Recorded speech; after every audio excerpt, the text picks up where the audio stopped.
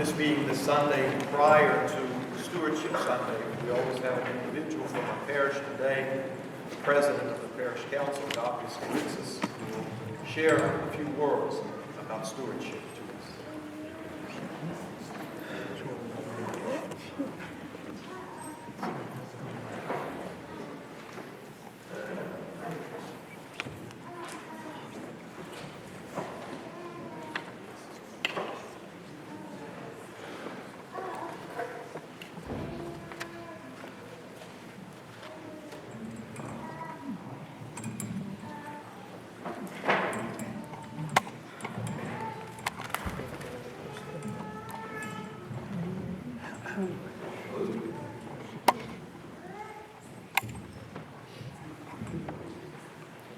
Okay. Thank you, Father. I promise to make it short and sweet to the point. Yesterday, I woke up and attended a religious education conference at St. Agapios Church. His Eminence was there, priests were there, about 75 religious education teachers, dedicated stewards. We had about 8 or 9 attendees from our community, dedicated teachers, took the time out on a Saturday morning.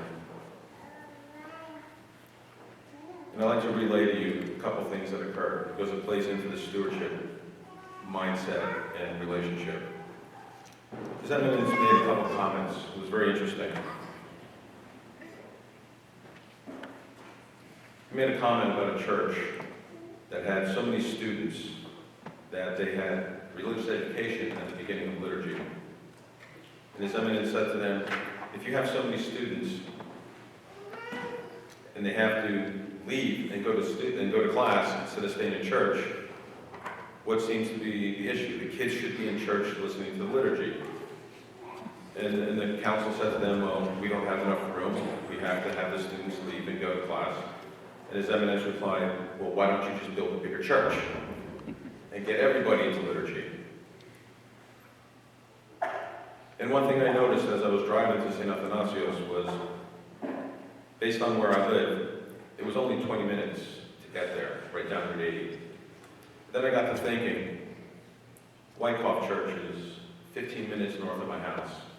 Then I got to thinking, Clifton Church is 15 minutes down Route 46. I got to thinking, the Randolph Church is about 15, 20 minutes west of my house. Then I got to thinking that the Roseland Church, the community where I grew up and learned about stewardship and relationship to church, was less than 15 minutes from my house. And I said to myself, what the heck am I doing driving 35 minutes to Holy Trinity Westfield? We'll figure that one out later. And I said to myself, why am I coming here? Why am I coming to this church? I can sit here and talk to you about love of church and the spiritual aspect and so on and so forth, but that's really Father Peter's job to preach. So I myself, why do I come here? Do I come for the sermon? That was a very good sermon today. Do I come for the fellowship? There's some wonderful people in this community, and I wouldn't want to go anyplace else. The reputation of Holy Trinity. What is the reputation? What's the identity? What's the DNA fabric of this community? Well, I saw yesterday when we were at the religious education conference with a bunch of our teachers present, listening to other teachers share their experiences and issues within their communities, leadership questions, spiritual questions. I said, we're pretty lucky here. We're very fortunate.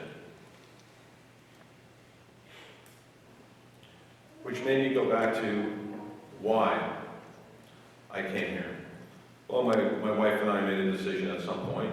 Our children were getting older. They were about to start kindergarten.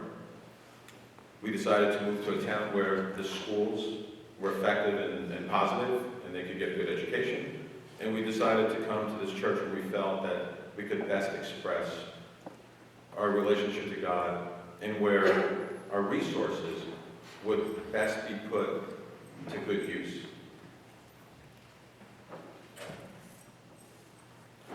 When I got here, I remember Father Dimitri, met him the first time. and he reeled me in by taking me out for Manhattan. We had a drink. He says, "What do you like to do?" I told him how I'd like to help out the church. He was very proactive in that. Then he said to me, "Would you like to run in council?" I said, "Never thought about that yet." Well, here I am standing before you. And the two things I learned being on the council, and I'm just going to mention their names. I got to meet Mr. Nick Boris, and I got to meet Dino Giannakis. And I bring up their names for a reason, as examples. Nick Boris, on one hand, he's passed away, and he's left a big void. And I'm not just talking monetarily. I'm talking about the generous nature of his heart. He gave unconditional. He had a complete unconditional relationship to this community. And then I mentioned Dino Giannakis. Dino Giannakis was a one-man parish council. Just from where I stand and just filling the schedule and filling the void, it's taken the whole council to fill this void. He was a one-man wrecking crew. As we grow as a community, who's going to step up and replace that? Who's going to replace that expression of love from Mr. Boers, the monetary aspect? Who's going to replace the time commitment and the love that Dino Giannakis provided? We're a growing church. I know I'm preaching to the choir here because you're here participating in stewardship by being here. There are people out there that are not here that really should be hearing this message. And how does that reflect in the budget? I'll make it short and sweet. The bottom line is we do have a budget. And there are requirements to fulfill the obligations of this community. When I first became parish council president, I sought out my spiritual father and I asked him, before I immerse into this job, what is my job description? And he said to me, before you understand your job, you have to understand what the priest's job is. I said, what is the priest's job? He goes, the priest's job is to perform the 7 sacraments and to preach the gospel. Your job is to make sure he has all the tools necessary to fulfill his obligations in his job. Plain and simple. That's why I leave the preaching to the priest. When you have a budget shortfall, I'm not here to talk about actual dollars, but I just want to bring one point to your attention. When you have a budget that's negative, you're constantly scrambling to pay your bills. That's a negative culture. You're constantly worried about how we're going to meet this budget. You know from your own home budgets, you go through the same thing. Tuitions and bills and mortgages and taxes and health. You know it. You feel it. Well, it's the same thing here because this is your family also. So we've got a budget. We've got to pay our bills. When we're behind and we run below our budget, it starts a negative culture. We start finger pointing.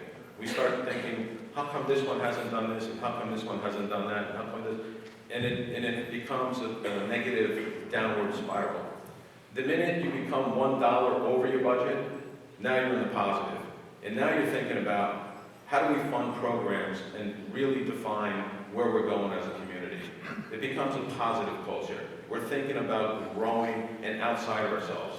When we're behind the budget and we're not meeting our payroll, for instance, or we're not meeting our bills, I'm not saying we don't, but anytime you run behind, it becomes a narcissistic, self-absorbed culture because all you're doing is scrambling on how to take care of what you have, and you stay in your own head. When we're positive, we're thinking outside. Just like we did with this festival, we donated money to charities.